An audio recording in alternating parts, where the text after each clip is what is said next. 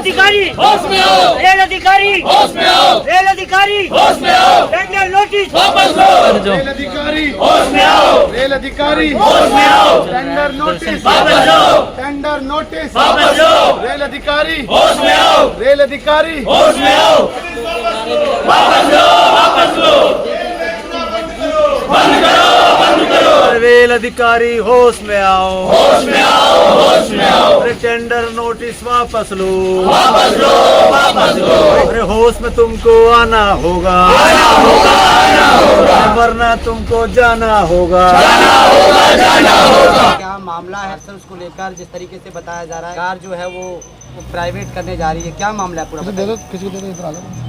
मामला ये है कि 21 जनवरी को एक रेलवे बोर्ड से एक आदेश आया जिसमें ये कहा गया कि जो आखिरी ब्रेक वान है हमारी, जैसे ट्रेन में 2 ब्रेक वान होती हैं, एक इंजन के साथ और एक लास्ट में, तो जो इंजन के साथ वाली ब्रेक है वो पहले ही ऑलरेडी जो है लीज पर चल रही है, यानी कि प्राइवेट ठेकेदारों पर चल रही है।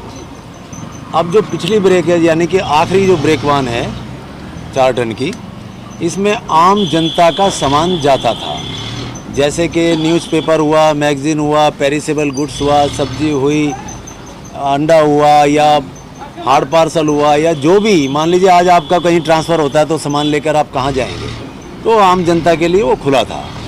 और उस आदेश के आने के बाद फिर बड़ौदा हाउस में पीसीसीएम साहब ने एक चिट्ठी लिखी, एक ऑर्डर आदेश जारी किया कि इसको लीज पर दे दीजिए, प्राइवेट कर दीजिए। उसके बाद जो है अब डिवीज़न ने, दिल्ली डिवीज़न ने टेंडर नोटिस निकाल दिया है और 29 जनवरी से 205 गाड़ियां जो हैं वो बेच दी जाएगी। अगर ऐसा होता है तो आम जनता जो 40-50 साल से यहाँ रेलवे के लिए काम कर रही है और फ्री ऑफ कॉस्ट कर रही है, जो भी मजदूरी हमारे मजदूरों को मिलती है वो प्राइवेट कंपनी से मिलती है, रेल से कोई सुविधा 1 रुपया का कोई सहारा हमें नहीं है।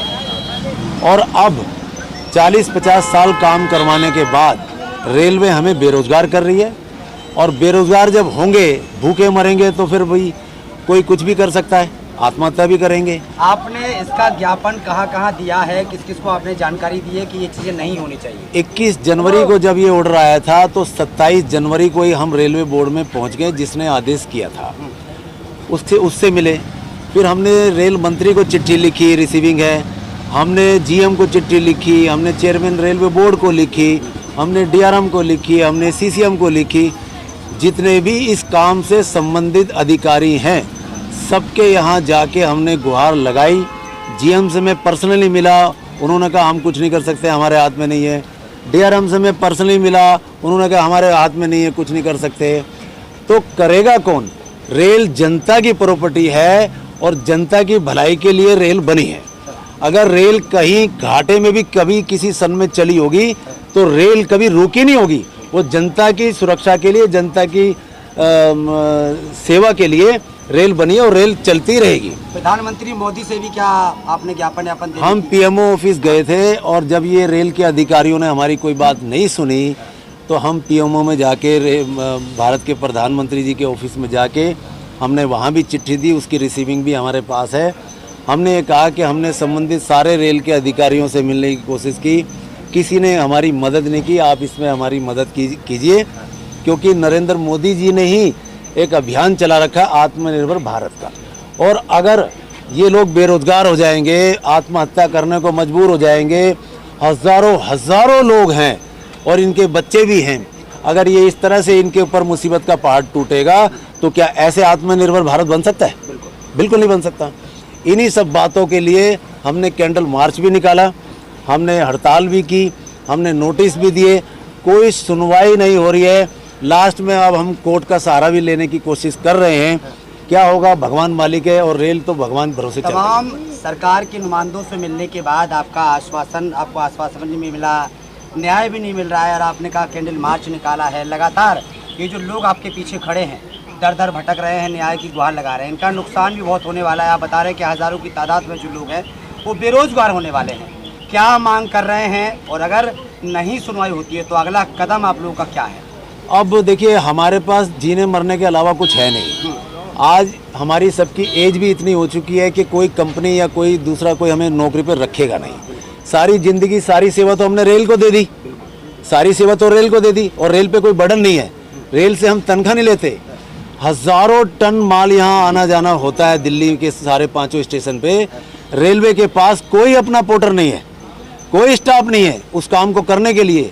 जितनी भी ट्रेनें आती जाती है इसमें से लोडिंग अनलोडिंग सारी हमारे वर्कर करते हैं, और कोई रेल से हम तनख्वाह नहीं लेते, कोई हमें सुविधा नहीं मिलती। उसके बाद भी हमारे साथ ये सौतेला व्यवहार हो रहा है। याद करो, जब कोविड का समय आया था तो लोग अपने घर से नहीं निकल रहे थे। हमें रेलवे अधिकारियों ने कहा कि आप आइए, क्योंकि कोविड का सामान पूरे भारत में सप्लाई होना है। हमने अपनी जान मुसीबत में डाल के उस कोविड के समय में भी हमने काम किया, और ये सब बात लोग जानते हैं। इसके एप्रिसिएशन लेटर रेल ने हमें दिए हैं कि आपने बहुत अच्छा काम किया। और अब अचानक ही ये सारी रेल को बेचने के चलिए कर रहे हैं। तो एक बात बताइए, अगर ये सब बंद हो जाएगा तो जो आम नागरिक है वो प्राइवेट ठेकेदार के पास जाएगा, 10 रुपये का रेट 20 रुपये हो जाएगा। तो मोनोपोली करने के लिए रेल ने बड़े ठेकेदारों को फ़ायदा पहुंचाने के लिए इन गरीबों को मार रहे। ये गलत है, बिल्कुल गलत है, ये मोनोपोली भी है। और मैं आपको बता दूं, 2005 में और 2006 में रेल की अपनी पॉलिसी है कि हम पिछली ब्रेकवान जो है, आखिरी ब्रेकवान को जनता के लिए रखेंगे, इसको बेचेंगे नहीं। रेलवे अपनी ही पॉलिसी के खिलाफ जा रही है, और ऐसा लगता है कि इसमें कुछ बड़े रेल के अधिकारियों की शायद बड़े ठेकेदारों से मिली भगत होगी, जब ही ऐसा हो रहा है। लेकिन सर एक बात समझ में नहीं आ रही है, आपने अभी बताया कि हम लोग भी पैसा कमाकर रेलवे को दे रहे हैं, फिर क्या कारण है बड़े ठेकेदारों को हाथों में ये देने के लिए? निजी स्वार्थ। अच्छा, अपना निजी स्वार्थ के लिए आदमी करता है ना जी। हाँ। अब हम सब अधिकारियों से कह रहे हैं कि देखिए, जब ये आपकी ट्रेनें सारी फुल जा रही हैं, इसमें कोई गाड़ी खाली नहीं जा रही है, रेल को ट्रैफिक पूरा है, रेल को अर्निंग पूरी है, रेल की कमाई पूरी हो रही है। 4 टन की ब्रेक में 10 टन माल बुक हो जाता है, और एडवांस में माल पड़ा रहता है। तो रेल को किराया तो मिल रहा है, ट्रैफिक तो मिल रहा है, तो इसको बेचने की आवश्यकता क्या है? ये निजी स्वार्थ है। रेल के कुछ बड़े अधिकारी जो है मोनोपोली कर रहे हैं, और बड़े ठेकेदारों को फ़ायदा पहुंचाने के लिए ऐसा काम कर रहे हैं। मीडिया के जरिए क्या अपील है प्रधानमंत्री मोदी, रेल मंत्री या तमाम मंत्रियों से क्या अपील रहेगी? अपील हमारी ये है, हम सब गरीब आदमियों की, गरीब मजदूरों की अपील है कि इस आदेश को, टेंडर नोटिस को जो 29 तारीख को आपने निकाला है लास्ट बेचने के लिए, इसको वापस लिया जाए। अच्छा। और अगर वापस नहीं लिया गया तो फिर इसको हम ये आंदोलन बड़ा होगा। और जहाँ तक मैं आपको बताऊँ, इसमें किसान भी इसमें इफ़ेक्ट हो रहे हैं, क्योंकि जो सब्जी जा रही है, आज जो सब्जी जा रही है 10 रुपये केजी बॉम्बे, या एग्जांपल दे रहा हूँ मैं आपको, जब वो लीज होल्डर के पास चली जाएगी, प्राइवेट ठेकेदार में चली जाएगी, तो 10 के 20 लेगा। तो जब वो 10 के 20 लेगा सब्जी के, तो किचन से लेके हर जगह तक रेट बढ़ेंगे, महंगाई बढ़ेगी, किसान पे भी इफ़ेक्ट होगा।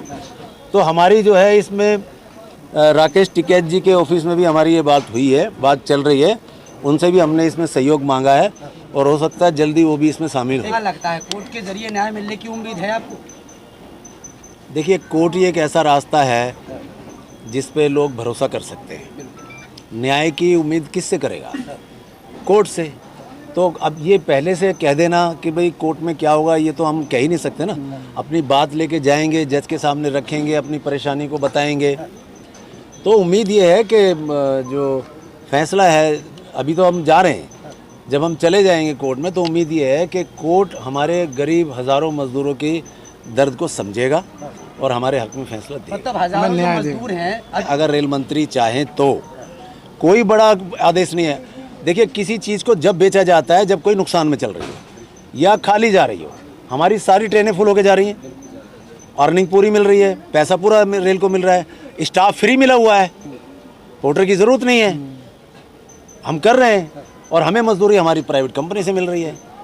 उसके बाद भी इसको बेचने का मतलब ये है कि कुछ बड़े अधिकारियों की मिली भगत है, मोनोपोली है प्राइवेट ठेकेदारों से, उनको फ़ायदा पहुंचाने के लिए ही ऐसा किया जा रहा है। और ऐसे फैसले क्यों लेते हैं, जबकि काम पे ध्यान अगर दें तो बहुत सारे काम है देश को उन्नति के लिए, और भी चीज़ें हैं, मगर वहाँ ध्यान ना करके गरीब लोगों को बस कैसे न कैसे करके उनकी पेट पे लात मारनी है। तो सिर्फ हम यही कहना चाहते हैं कि ये जो ऑर्डर है इसको जल्द से जल्द ये वापस ले, नहीं तो और आंदोलन बढ़ेगा। आंदोलन ये बढ़ेगा, ये रुकेगा नहीं। रुकेगा नहीं। और हमारे पास जो ऑप्शन है वो कोर्ट का ऑप्शन है। प्रधानमंत्री मोदी से कितनी उम्मीद है, क्या लग रहा है? देखिए उनसे कोई उम्मीद नहीं है। वो एक, मैं आपको बता दूं, जब से वो आए हैं उन्होंने देश का बेड़ा गर्क ही करा है। आप मुझे बताइए देश पहले कहां से कहां पहुंच गया है।